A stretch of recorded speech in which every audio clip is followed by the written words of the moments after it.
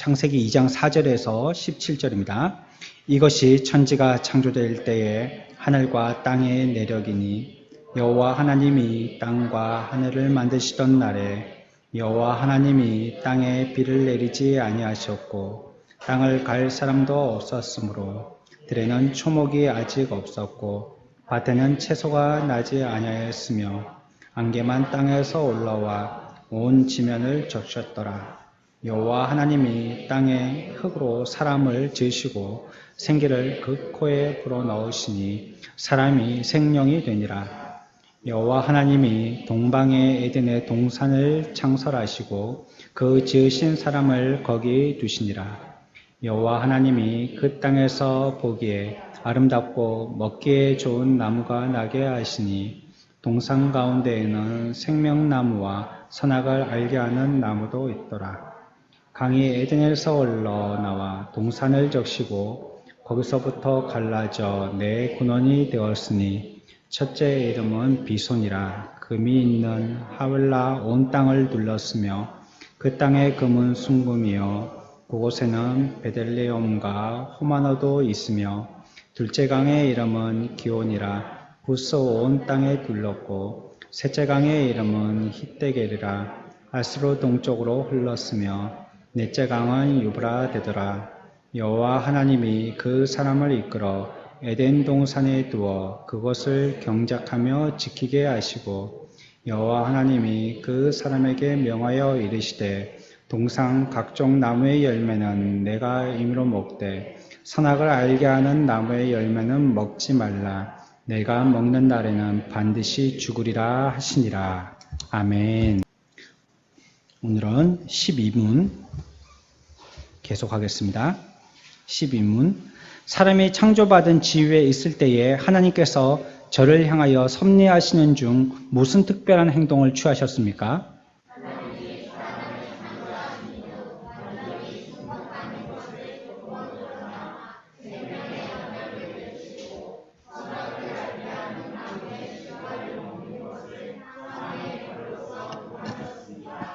네.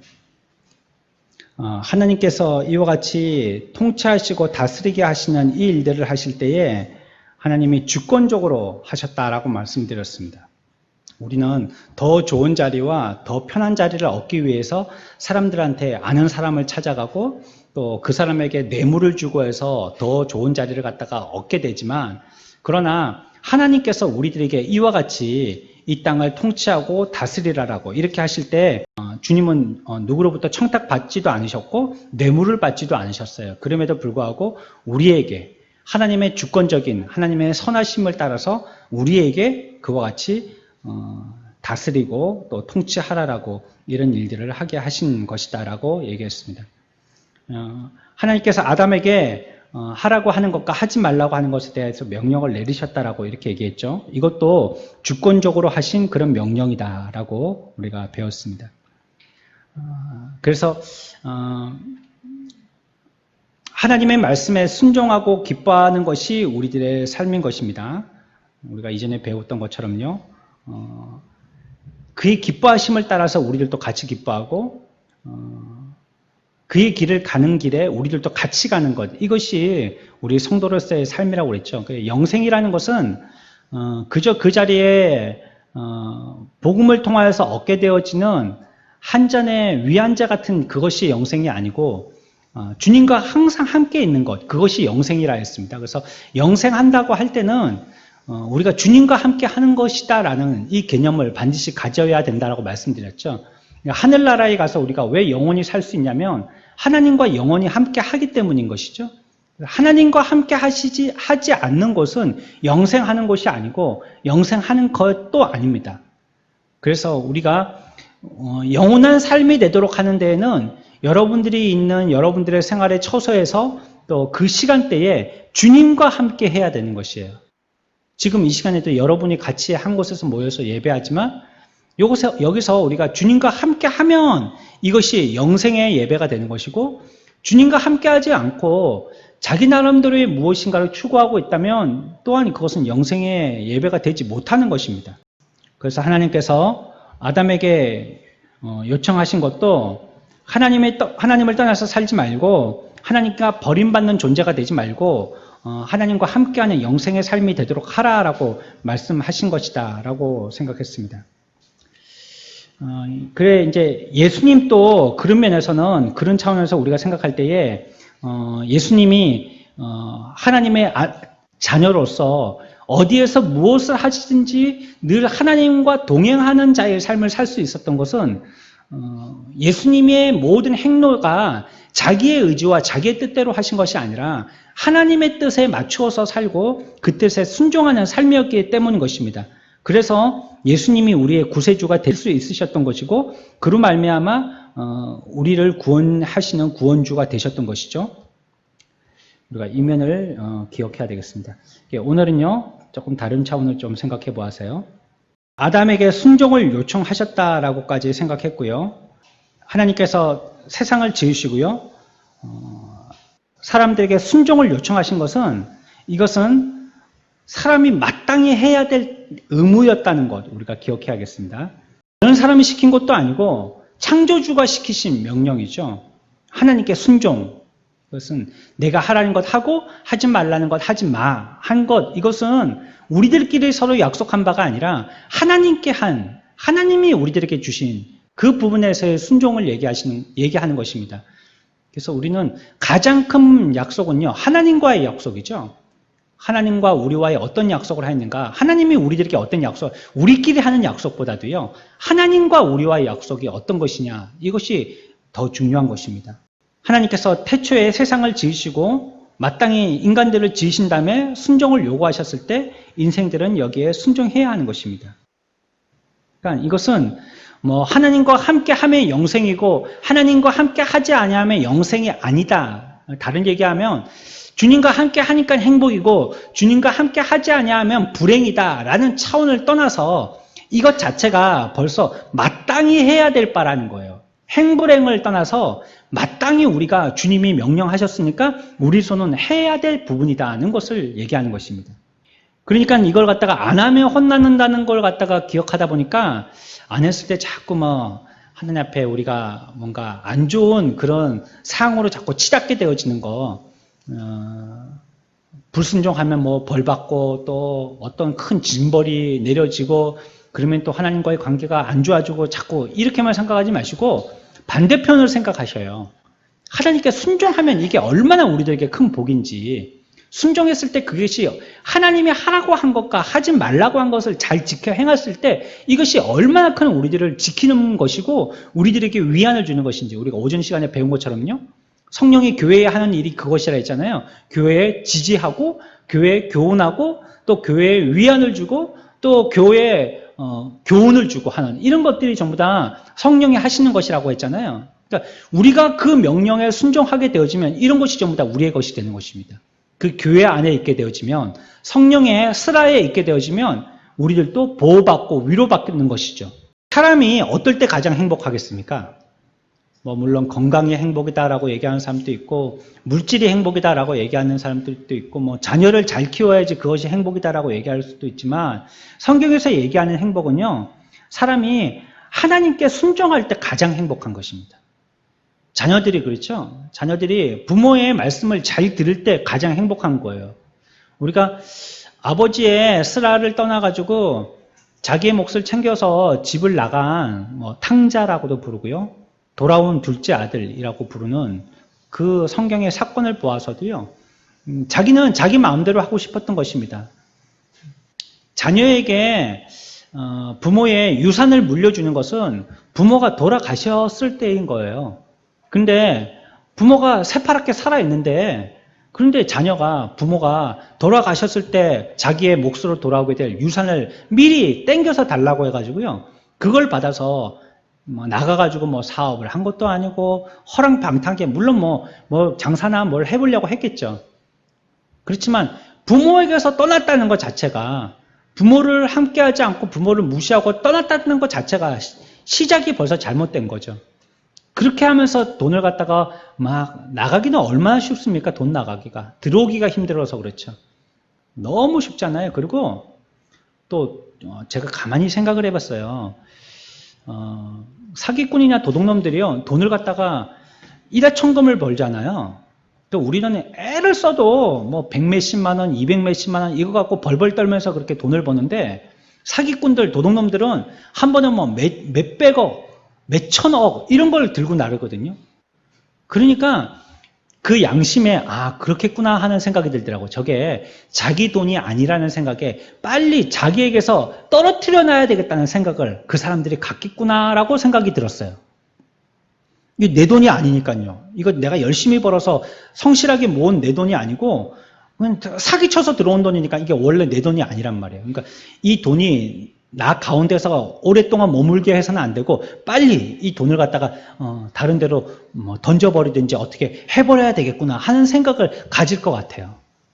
그래서 그런지 사기꾼들, 도둑놈들 그런 사람들이요, 벌기는 그렇게 한 번에 뭐 몇 탕 집 털어가지고 몇백만 원씩 몇천만 원씩 버는데요, 쓰기도 금세 다 써버려요.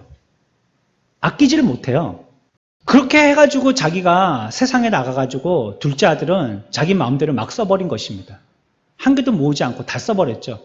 얼마까지 다 써버렸어요? 먹을 양식을 사지 못할 정도로 다 써버렸죠. 행여자가 된 것입니다. 짐승이 먹지도 않는 그런 음식을 먹으면서 연명해야 될 정도가 된 것이에요. 서울 같은데 아직까지 얼마 전에도 마산 시외터미널 근처에 갔었었는데 거기도 보니까 행여자가 있더라고요. 요즘 뭐 아무리 잘 살아도 미국에도 뭐 거지는 있다니까요. 미국 거지는 좀 더 뭐 세련되고 멋있게 있을런지 모르겠지만 하여튼 거지가 있으니까요. 그럼 거기도 거지가 있더라고요. 그런 행세를 해가지고 집으로 돌아온 것입니다. 만약에 이 돌아온 둘째 아들이요, 끝까지 부모님 말씀에 순종하고, 물론 견디고 버티는데 힘이 들었겠죠. 하고 싶은데 부모가 하지 말라고 그러고, 또 하기 싫은데 부모가 하라고 하고, 그러니까 자기 마음대로 못하는 데 대해서 얼마나 막 엉덩이가 덜썩거렸겠어요. 하지만 인내하고 참았더라면 그런 행세에 그에게 그러한 물질적인 손해라든지 시간의 손해라든지 또 몸에 병이 생기는 이런 뭐 육신의 손해라든지 이런 건 안 당했을 텐데, 이런 걸 다 손해보고 허비하고서야 겨우 돌아온 것입니다. 그러니까 결국은 무엇입니까? 자기에게 어떤 것이 유익이 된 거예요? 불순종하고 자기 마음대로 한 것이 유익이 된 거예요? 순종하여서 견뎠던 게 자기에게 유익이 되는 것이에요? 우리 예수 믿는 사람들도 주의 말씀에 순종하는 게 복입니다. 주님이 나에게 뭐라고 말씀하시는지 그 말씀대로 따라서 하라는 건 하고, 하지 말라는 건 안 하는 게 복이죠. 그거 꾸역꾸역 내가 하고 싶은 대로 한다고 그 곁길로 나가고 유산을 달라고 해서 자기 마음대로 외국으로 떠가지고는요, 그렇게 하면 일확천금을 벌 것 같아도 자기에게는 이면저면으로 다 손해가 되는 것입니다. 그러니까 아담도 이때에 하나님이 하라는 것 하고 하지 말라는 걸 안 하는 주님과 함께하는 삶이었더라면 그에게 너무나도 복이 되었을 텐데, 아담은 그렇지 않았던 것이에요. 자기가 하고 싶은 대로 했던 것입니다. 말씀에 순종하지 않았던 것이죠. 하나님께 순종하는 행복한 저와 여러분들의 삶들이 되시기를 축원합니다. 그렇게 해야지만, 순종해야지만 뭐 하신다고요, 하나님이? 우리가 주의 말씀에 순종해야지만 하나님이 어떻게 하신다고요? 어떻게 하신다고요? 순종해야지만 두 글자로 뭐 하신다고요? 함께 하시는 겁니다. 순종해야지만 함께 하시는 겁니다. 그래야지. 그게 함께 하는 삶이 무슨 삶이라고요? 두 글자로 또? 영생의 삶이라고요. 그게 행복한 것입니다. 그게 주님께 순종하여서 주님께서 함께 하시고 주님과 함께 하니까 영생의 삶이 되고, 이게 행복한 삶이에요. 아무리 최고의 것을 얻었다고 해도요, 하나님께서 버리신다면요, 그 다음부터는 그 사람은 어두운 사람이 되어버리는 것입니다. 또 그 사람은 비참한 사람이 되어버리는 것입니다. 생애 그 사람은 기쁨을 잃게 되어지는 것이죠. 그래서 하나님과 영원히 사는 길은, 하나님과 영원히 행복한 길은 순종에 있는 것입니다. 말씀의 순종. 하나님께서 떠나지 않는 순종에 있는 것입니다. 그게 그에게 참 행복한 것입니다. 강아지들은 집에서 기르면 주인을 알아보고 목이 풀렸다가도 어디 이렇게 좀 한 바퀴 돌고 자기 집에 찾아오는데 말이에요. 고양이는 안 찾아온대요. 고양이는 나가면 그냥 끝이래요. 그래서 집 밖에 내놓고 키우지는 못해요. 우리 고양이를 집 밖에 마당에 묶어놓고 키우는 집은 잘 없잖아요. 보통 고양이를 키웠다 하면 집 안에서 키우죠. 근데 걔는 안에서 키우든지 밖에서 키우든지 문 열고 뭐 불이 나게 도망가갖고 문 열고 막 도망치는 그런 강아지도 있지만 나중에 보면 뭐 물론 안 들어오는 강아지들도 있겠죠. 그런 강아지들도 있지만 대부분은 다 집을 돌아오는 거예요. 그러니까 뭐 그건 조금 풀어놓고 키울 수도 있는 거죠. 우리들도 하나님 앞에서 우리에게 순종을 요청하실 때 우리의 삶 가운데서 순종의 삶을 살할 때 그때가 행복한 것입니다. 고양이가 밖에 나가면 뭐 하겠어요? 누가 뭐 사료를 사주겠어요? 누가 뭐 또 그렇다고 그런 애완동물 먹는 간식을 사주겠어요? 뭐 목욕을 시키겠어요? 털을 깎아주겠어요? 예쁘다고 만져주길 하겠어요?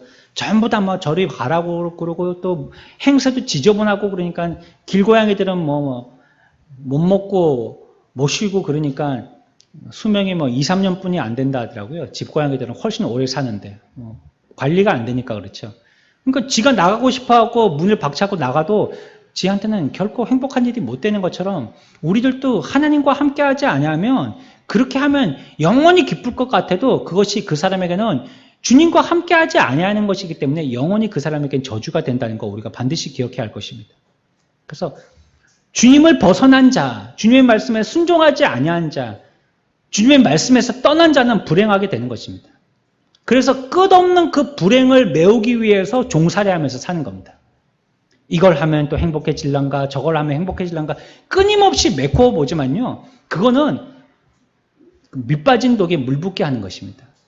근원적으로 문제가 해결되지 아니하면 그런 피상적인 것들은요. 아무리 그렇게 거칠어로 많이 이렇게 저렇게 방법을 써봐도요. 해결되지 않는 것입니다. 하나님을 사랑하고 하나님의 명령과 말씀을 잘 기억하여서 순종하는데 사람의 생명이 있는 것입니다. 아담이 처음에 창조되었을 때에 죄가 없었고요. 하나님을 알고 하나님께서 말씀하시면 잘 깨달을 수 있는 지식과 기능과 마음을 가지고 있었습니다. 아주 순결한 위치에 있었죠. 근데 하나님은요, 아담을 그 정도로만 만들어주시고 만족하시려고 했던 게 아니에요. 사람을 애완동물 키우듯이 반려견으로 키우듯이 그렇게 정도 옆에 두고 심심치 않게 그냥 말벗이나 하고 밥 먹을 때 같이 겸상이나 할 정도로 하려고 인간을 만드신 게 아니시라는 거예요. 하나님은 더 높은 자리 그리고 스스로 순종하는 자, 자주적인 신앙의 사람이 되는 거죠. 이전에는 막 시켜서 맹종하는 사람, 어쩔 수 없이 우격다짐으로 할 때 이를 악물고 하기 싫어도 겨우겨우 하는 사람, 이런 사람이 되었다면 이제는 하나님은 그 정도로만 원하시는 게 아니고 자원에서 하는 사람이 되고 싶어 하시는 거예요. 우리 인간들이 자원에서 순종하는 사람이 되기를 원하시는 거예요. 그리고 인간이라는 그런 위치가 그저 그냥 관리자와 같이 이 사람들 몇 명이고 이 사람들 잘 있나 요 정도만 관리하는 입장이 아니라 더 높은 자리에 있기를 원하셨던 것입니다. 우리에게 순종을 가르치시고 순종하게 하시는 이런 것들도 순종하는 사람이 순종을 통하여서 순종하는 사람으로서의 살 위치에 있게 하셔서 그름을 통하여서 이런 명령들에 대한 하나님이 가지고 계셨던 더 높은 계획들에 대한 만족을 얻으시려고 그러셨던 것입니다. 히브리서 5장 8절에 보면 그가 아들이시라도 받으신 고난으로 순종을 배웠다라고 얘기하고 있습니다.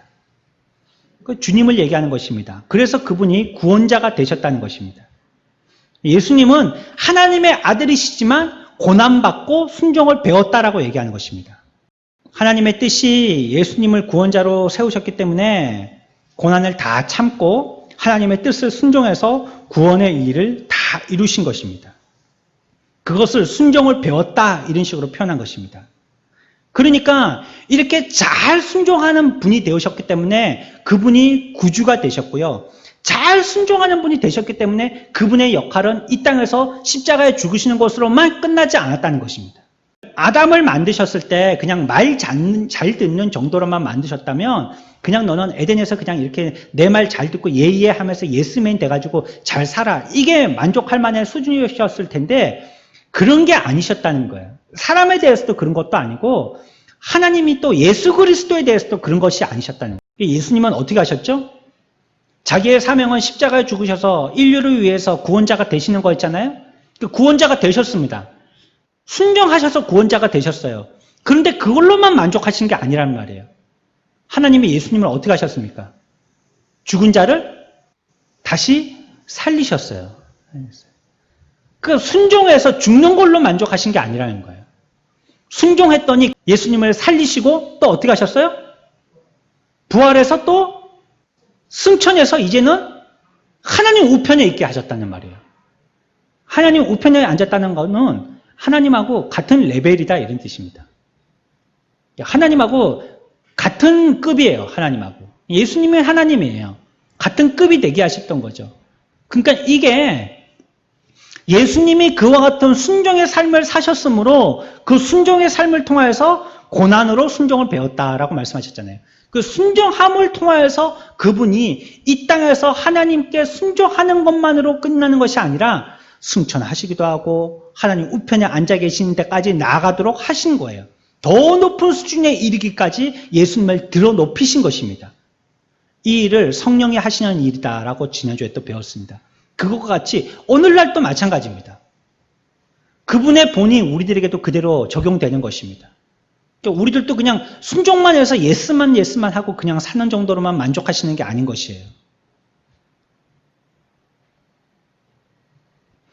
아담을 통하여서도 순종을 가르치시고 더 높은 자리에 올라가도록 하신 것입니다. 이제는 아담은 순결하고 죄가 없는 사람이긴 하지만 이제 순종하지 않는 사람이 아니다 하는 확고한 위치로 올라가게 하실 수 있도록 이제 아담에게 이와 같은 사람으로 갖출 자격의 요건을 이면저면으로 훈련시키는 일을 하시는 것입니다. 그것이 무엇이냐? 그것이 선악을 알게 하는 과실입니다.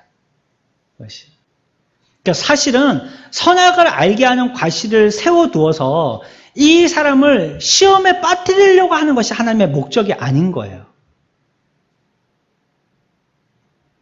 2주 전에도 생각해봤지만 왜 하나님은 괜히 선악을 알게 하는 나무의 과실을 갖다가 에덴 동산 가운데다가 떡 잘 보이는 한가운데다가 꼽아놔가지고 그것만 자꾸 보고 싶고 자꾸 그것만 먹고 싶게 해서 결국은 하나님이 우리를 갖다가 유혹해갖고 그래 시험에 빠져서 우리가 죄 지은 게 아니냐 이렇게 얘기하는 사람들도 있지만 사실은 그것은 그런 용도가 아니었다는 거예요. 괜히 칼을 만들어갖고 이 범죄 저 범죄 일어나게 하고 이 사람 저 사람 찔리게 만들고 다 베이게 만들고 피 흘리게 만들고 누가 칼을 만든 거야 이런 것과 같은 것입니다. 칼은 그러기 위해서 만든 게 아니에요. 요리할 때 필요해서 칼을 만들기도 하고요. 또 맹수로부터 자기를 보호하기 위해서 또 우리의 사냥감을 얻기 위해서 어떨 때는 그 사람을 살려야 하기 때문에 그 배를 가르기 위해서 칼이 필요한 것이에요. 그런데 왜 칼을 만들어서 범죄자들이 가지고 그거 가지고 흉기를 쓰게 만드냐고 이렇게 말하는 것과 같은 것입니다. 에덴의 중앙에 아담과 하와를 통하여서 먹지 말라 먹으라 한 선악과 생명나무의 과실을 보게 하신 것은 그것을 통하여서 그저 예스맨인 노봇과 같은 사람의 수준을 훨씬 더 우위에 있는 사람으로 하나님이 만드시려고 하시는 것입니다. 근데 그것을 이 순종하는지 순종하지 아니하는지를 통한 테스트로 그들을 하게 하시는 것입니다. 운전할 때 면허증이 없으면 무면허 운전으로 그 사람은 잡혀가죠. 물론 그것이 발견되지 않으면 발각될 때까지는 계속 운전을 할 수 있겠지만 발각되게 되면 큰 처벌이 있죠. 무면허니까요. 우리가 처음에 운전할 때 어땠어요? 굉장히 서툴고 잘 못했잖아요. 전에 제가 대형 면허 딸 때요. 일종 면허 딸 때는 94년도에 제가 일종 면허를 땄는데 그리고 2년인가 있다가 이제 대형 면허를 땄는데 대형을 따려니까 기간이 조금 필요하더라고요. 그래서 96년인가에 대형 면허를 땄는데 그때도 진동에 가서 시험을 쳤거든요. 근데 크랭크 이렇게 꺾어진 데 있잖아요. 거기 딱 버스가 들어갔는데 내가 연습한 버스도 아니고 생전 처음 만난 버스인데 시험 칠 때 버스가 왜 이렇게 길게 느껴지는지 연습할 때는 짤막한 그런 버스였었는데 이 버스는 막 길 따라가가지고 막 뒤에도 잘 안 보이고 또 면허 시험장 거기 연습하는 데서는 막 기아가 안 들어가고요. 수동 기아니까 막 기아를 넣느라고 완전히 노를 젓거든요. 막 이렇게 기아를 넣었거든요. 하도 여러 사람들이 그 차 가지고 연습을 하다 보니까 기아가 제대로 안 들어가서 근데 요거는 뭐 톡 하고 들어가고 쏙 하고 나오고 막 이렇게 되니까 뭐 몸에도 안 익숙하고 뭐 보이는 것도 날싸울고 그래가지고 들어가자 처음에 하는 게 크랭크인데 크랭크에 들어가자마자 허리가 딱 끼어가지고요. 오도가도 하지 못하는 거예요. 후진하라고 그래도 후진도 안 되고 전진하려도 전진도 안 되고 딱 그 사이에 모퉁이에 허리가 딱 끼어가지고요. 바퀴는 양쪽에 딱 밖에 나와 있고 전진하면 뒷바퀴가 걸리고 후진하면 앞바퀴가 걸리고 결국은 경찰 아저씨가 와서 내리라고 하대요. 그래서 경찰 아저씨가 빼주더라고요. 자기는 뭐 그 잘하니까 뭐 한 손으로 샥 해서 한 번에 딱 빼더라고요. 그러니까 오도가도 못하게 하는 거예요. 그러니까 처음에는 낯서니까 그게 몸에 익지를 않아가지고 운전을 한다는 게 겨우 그 모양으로 하는 겁니다. 근데 나중에 면허를 따가지고 운전해 보니까요. 스타렉스 운전보다 버스 운전이 훨씬 쉽습니다. 사각이 많다고 하지만 사각이 보이지 않는 면들을 보완하기 위해서요. 유리가 거울이 굉장히 많거든요. 여기도 거울이 두세 개 있고 여기도 있고 그래갖고 웬만한 거 다 보입니다. 그래서 보면 그 승용차들은요. 앞차하고 간격을 갖다가 이만큼 띄워서 정차하잖아요. 신호 대기할 때 보면. 근데 버스들은 바짝 붙이죠. 어째서 그럴 수 있냐면 거울이 너무 많아갖고 자세하게 보이는 거예요. 그래서 뭐 한 10cm를 띄고라도 딱 세울 수 있어요. 5cm를 띄고라도 세울 수 있어요. 느낌으로 하면. 너무 많아요. 잘 보이면 뒤에는 또 요즘 같은 버스에는 또 카메라가 달려있죠. 막 센스 있죠. 막 그러니까 센서가 있죠. 막 그러니까 막 소리도 나고 하니까 훨씬 쉽습니다. 버스가. 시야도 좋고 높은 데서 이렇게 내려다 보니까 뭐 승용차는 바로 코앞에 있는 차뿐이 못 보는데 버스에서는 이렇게 보니까 저 앞에까지 보이니까 막 미리 피하여서 차선을 바꿀 수도 있고 또 작은 차들은 차선 바꿀 때 깜빡이 틀어줘도 뒤에 있는 차들이 막 안 비켜주잖아요. 깜빡이 틀면 우리나라 사람들은 깜빡이 튼다고 미리 확 붙여버리잖아요. 그래서 차선 바꿀 때 깜빡이를 안 틀죠. 우리나라 사람들은. 안 비켜주니까. 근데 버스는 그냥 머리통만 넣었다 하면요. 허리도 들어오기 전에 다른 차들이 접근을 못 하거든요. 일단 모퉁이에 있는 머리통만 띠밀었다 하면 결국은 그 차선에 들어가게 됩니다. 그래서 운전하기가 버스가 훨씬 편해요. 편해요. 사람이 많이 탔다는 부담감이 조금 있을 뿐이지. 우리들도 말이에요. 하나님 앞에서 처음에 할 때는 이게 낯선 겁니다. 처음에 예수 믿을 때는 얼마나 낯섭니까? 순종하기가 어렵죠. 힘들죠. 그런데 이걸 한번 순종하고 나면요. 이게 정말 복된 거예요. 이게.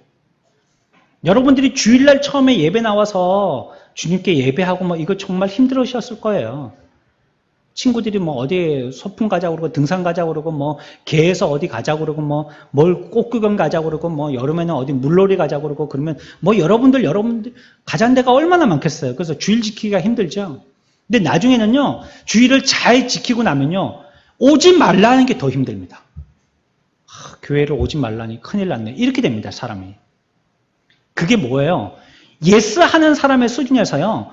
자주적으로 이제 하나님의 복이 무엇인지를 알아서 하나님과 직접적으로 교통할 수 있고 하나님과 함께 말씀을 나눌 수 있고 예수님은 어떻게 됐다고요? 하나님과 같은 레벨이 됐다고 했잖아요. 같은 자리에 올려 앉혔다 했잖아요. 우리를 그런 위치까지 우리를 앉히시려고 하시는 거예요. 그렇게 됐을 때는요. 우리가 하고 있는 이 순종들이 결코 힘들지 않습니다. 못하는 것이 더 안달납니다. 더 힘들고 더 양심의 가책이 있고 더 어렵습니다. 아예 교회 가서 자지 집에 가서 쉬는 게 마음이 힘든 거예요. 그래서 결국은요. 이런 것을 통해서 아담을 단련시켜 갖고요. 그 사람이 순종하면 더 순종할 수 있는 사람으로 만드시는 것입니다. 오늘 12분에서는 12문제에서는 뭐라고 얘기하고 있냐면 사람이 창조받은 지위에 있을 때에 하나님께서 저를 향하여 섭리하신 중 무슨 특별한 행동을 취하셨습니까? 라고 할 때 쭉 내려가서 뭐라고 얘기하냐면요. 생명의 언약을 맺으시고 라고 얘기하고 있습니다. 생명의 언약이라는 단어가 있죠. 이 말이 생명의 언약이라는 말은 무슨 말이냐면 완전하게 순종할 것을 조건으로 언약을 맺으셨다는 것입니다. 그게 생명의 언약입니다. 100% 순종할 것을 조건으로 해서 언약을 맺으시는 거예요. 보통 보면은 우리가 약속을 하지만 약속을 깰 때가 있잖아요. 금방 자동차 같은 것도 신호를 위반을 내가 하고 싶어서가 아니라 어쩔 수 없이 할 때가 있잖아요. 불이 딱 바뀔 때 들어선 거예요. 그거 어떻게 해요? 길 한가운데 사거리에 세울 수도 없고 쑥 지나가잖아요. 근데 딱 그때 지나갈 때 보면 항상 그 건너편에 누가 있죠? 경찰 아저씨가 있단 말이에요. 꼭 그럴 때 경찰 아저씨가 있단 말이에요. 다른 때는 없다가. 그 삐삐 불어갖고 또 이렇게 뭐 내놔라 하고 그러면 기분 나쁘게 또 뭐 한 개 딱 사인하고 나오게 되죠. 이런 것입니다. 그거는 내가 하고 싶어서 그런 게 아니고요. 어쩔 수 없어가지고 브레이크 밟는다고 밟았는데 길 한가운데 세울 수 없기 때문에 지나간 겁니다. 그런 거 좀 봐줘야 되는데. 근데 하나님께서 우리와 하나님 이런 언약은요. 100% 해야 돼요. 100%. 100%의 조건을 가지고 하는 것이 바로 생명의 언약입니다.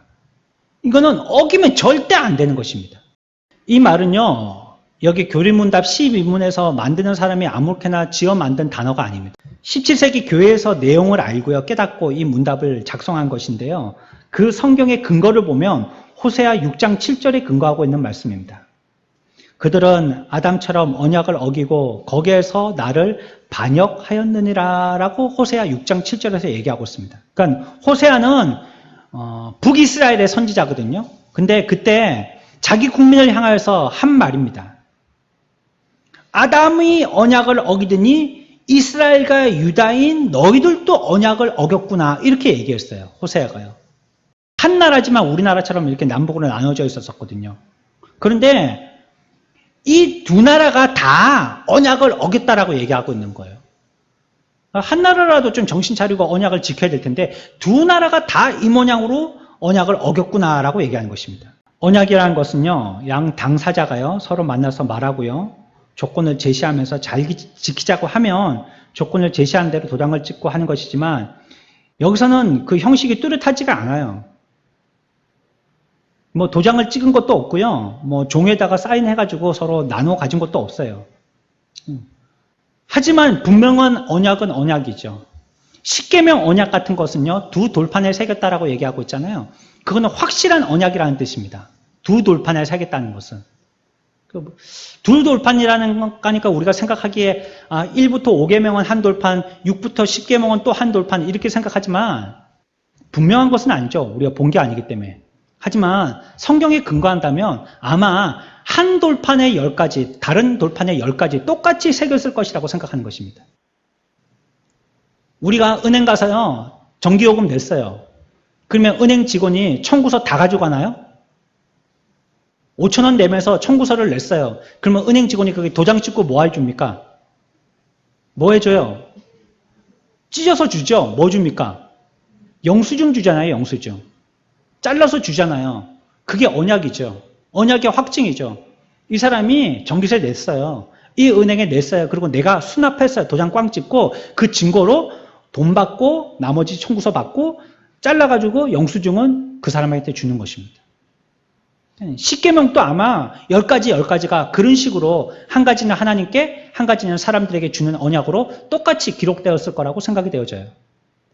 이런 부분에서는 지금 이 아담과의 언약은 뭐 뚜렷한 게 없어요. 뭐 보이는 게 없어요. 뭐 그렇다고 돌판에 새긴 것도 아니고 종이에 새긴 것도 아니고 하늘에서 음성이 내려온 것도 아니고 사인을 해주신 것도 아니고 아무것도 아니에요. 하지만 그러나 분명하게 언약은 언약인 거예요. 그러면 이렇게 생각할 수도 있죠. 왜 그러면 하나님께만 유리하게 그렇게 언약을 하시냐고. 우리의 입장도 좀 생각해 주셔야 되는 게 아니냐고. 왜 그 동산 중앙에 있는 그 나무의 과실을 갖다가 딱 보이게 해놔가지고 그걸 갖다가 이렇게 막 보호막처럼 보호 색깔로 칠해가지고 이게 있는지 없는지 그렇게 좀 해놓으시면 우리가 못 보고 지나갈 수도 있을 텐데 샥 잘 보이게 해가지고 막 새빨갛게 있게 해가지고 막 먹고 싶게 침이 꿀떡꿀떡 넘어가게 만들라고. 그래갖고 나를 갖다 유혹했다고. 왜 하나님은 전부 다 하나님 편에서만 유리하게 그렇게 언약을 맺으시냐고. 이렇게 얘기할 사람이 있을까요? 사람은요 하나님과 언약을 맺을 만큼 똑똑이가 없습니다. 자기에게 참 무엇이 유익되어지고 하나님께 무엇이 영광되어지는지를 다 알고 언약을 맺을 만한 지혜가 인간에게는 없습니다. 나는 이렇게 하면 하나님을 잘 섬기는 거야, 저렇게 하면 잘 섬기는 거야 하고 섬겼던 것이 지금까지 우리 민족이 하늘을 섬겼던 방법입니다. 나름대로 애를 썼죠. 우리나라에 옛날에 동화도 나오잖아요. 부모의 눈을 뜨게 하기 위해서 어떻게 하나님을 섬겨요? 그들이 믿는 그 용왕 하나님을 섬기는 방법이 뭐였었어요? 아버지의 눈을 뜨게 하기 위해서 딸이 물에 그냥 죽는 거예요. 죽는 거예요. 불교에서도요. 공양의 방법 가운데 공양 방법, 헌금이죠. 헌금 방법 가운데에서 몸을 태워서 헌금하는 방법이 있습니다. 국어책에 나왔어요, 그게. 제가 중학교 때인가 고등학교 때인가 교과서에 나왔습니다. 그 몸을 태워가지고 그 안에서 자기 몸을 갖다가 헌물로 바치는 것입니다. 우리가 생각할 때는 그러면 하나님이 기뻐하시겠지. 내 몸을 다 태워서 바쳤으니까. 우리 자식 바쳤으니까 기뻐하시겠지. 막 내 몸을 갖다가 해하면서 막 여기 피를 내면 하나님이 기뻐하시겠지. 내가 정성껏 이렇게 했으니까. 우리로서는 하나님과 언약을 맺을 수 있는 최선의 지혜가 없습니다. 그래서 어떻게 해야지 하나님께 영광이 되고 우리들에게 참 선이 되는지 모르는 거예요. 그래서 언약은 우리가 조건을 내밀어서 우리에게 유리한 조건으로 만드는 것이 아니에요. 하나님과의 맺는 언약은요, 하나님께서 내셔야 되는 것입니다. 그것이 우리들에게 복입니다. 처음에 우리가 예수 믿을 때는 이것이 복이 되는지, 화게 되는지, 이게 뒷날 가서 나한테 얼마나 좋을는지 이거 생각하지 모르잖아요. 모르지 않습니까, 그거? 나한테 뭐가 유익이 되는지. 하지만 시간이 지나면서 예수를 믿어가면요, 그것이 자기를 보호하는 것이 되는 거예요. 범죄로부터 자기를 보호하는 것이 되는 것이고, 악으로부터 자기를 보호하는 것이 되는 것이고, 불의로부터 자기를 보호하는 것이 되는 것입니다. 나는 다른 거 한 게 없어요. 그렇다고 전투를 배웠거나, 그걸 간별사가 됐거나 그런 것이 아니에요. 그냥 주의 말씀에 하라는 거 순종했을 뿐이에요. 그것은 하나님이 내신 법칙이에요. 그대로 했더니 내가 이런 악이나 불의나 부정으로부터 다 보호가 되는 것입니다. 그 자기에게 유익이 됐죠. 그러니까 하나님과 하게 되어지는 언약은요, 내가 결정지어져서 하나님 앞에 요청하는 것이 아니라 하나님께서 우리들에게 말씀하시는 대로 순종해서 따르는 것입니다. 그것이 우리들에게 복이 되는 것입니다. 아담이 볼 때요, 이게 다 좋으니까 예하고 언약을 맺었습니다. 어디에 그렇게 얘기하고 있죠? 아담이 예하고 언약을 맺었다는 말이 어디 나옵니까? 몇 장 몇 절에 나옵니까? 찾아봐도 없습니다. 예하고 언약을 맺었다는 말은 없습니다. 그러니까 제가 왜 이렇게 얘기하느냐? 아니요 라고 얘기를 안 했거든요. 그러면 예한 겁니다. 그러니까 우리가 약속할 때 그런 거잖아요. 이렇게 얘기할 때. 자기 혼자 하고 지나가고 마는 것 이런 거 말고 똑바로 얘기했을 때요. 우리 언제 만나자. 우리 12시에 이 앞에 커피숍에서 만나자. 얘기했어요. 근데 그 사람이 아무 말도 안 했어요. 웃었어요. 그러면 약속된 거예요? 안 된 거예요? 물론 나중에는 몰랐다 하고 그럴 수도 있겠지만, 이 약속된 겁니다, 이게. 예, 약속된 겁니다. 자기가 아니라고 얘기 안 했기 때문이죠. 지금 아담하고도 마찬가지입니다. 예하고 얘기 안 했지만 이걸 갖다가 약속을 갖다가 시행한 것이 아니라고 얘기할 수 없는 것은 아니요라고도 얘기 안 했기 때문입니다. 그 아담으로서는 보면, 그렇겠구나. 우리가 뭘 잘 모르겠으면 아무 말도 못 하잖아요. 근데 자기가 알아야지 뭘 얘기를 하죠, 이렇게 한 거 아닙니까? 기술적이고 전문적인 용어가 나오니까 이게 무슨 말인가 하고 가만히 있게 되잖아요. 그처럼 하나님의 높으심에 대해서 우리가 다 이해를 못하니까 그냥 가만히 있게 되는 겁니다. 근데 그것은 예가 되는 것이에요. 근데 그것이 우리에게 족쇄가 되는 것이 아니라 우리를 보호하는 생물 라이프 조끼가 되는 것입니다. 나를 살리게 하는 것이 되는 것이에요. 사람의 지혜를 뛰어넘는 언약을 할 것 같으면요, 사람이 뭐라고 얘기할 것이 없는 것입니다. 하나님께서 다 말씀해 주시죠. 그러니까 이 은혜로운 언약을 생명의 언약이다라고 얘기합니다. 그리고 이 언약은 하나님께서 맺으시는 언약이기 때문에 이 언약은 주권적인 언약이에요. 하나님께서 하신 언약이다. 우리가 앞에서 배웠습니다. 또 이것은 하나님께서 친히 고안하신 그러한 언약이기 때문에 공의롭고 은혜로우신 언약입니다. 그러니까 이 언약 앞에서 우리가 전혀 이것 가지고 갈등하거나 좋을까 나쁠까 여러분들이 그거 갖고 재볼 필요가 없는 것이에요.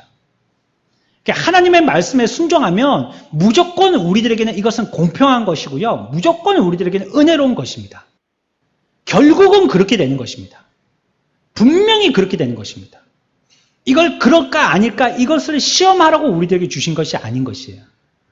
이런 사람이 되어졌을 때, 그런 사람으로서 잘 순종하는 사람이 되어졌을 때 이 사람은 하나님과 관계할 수 있는 한 차원 더 높은 사람이 되는 것입니다. 하나님은요, 오늘 아담에게 이와 같이 언약을 맺기를 원하시는 것입니다. 동산에 있는 나무의 실과를 먹지 말 것을 말씀하고 있는 것입니다. 이 시대에 살고 있는 저와 여러분들에게도 가장 중요한 약속은 무엇입니까? 주님과 함께한 약속입니다.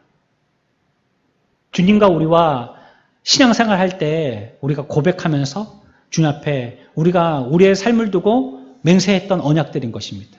그것이 가장 귀한 언약입니다. 그 언약의 보장은 하나님께서 해주시는 것입니다.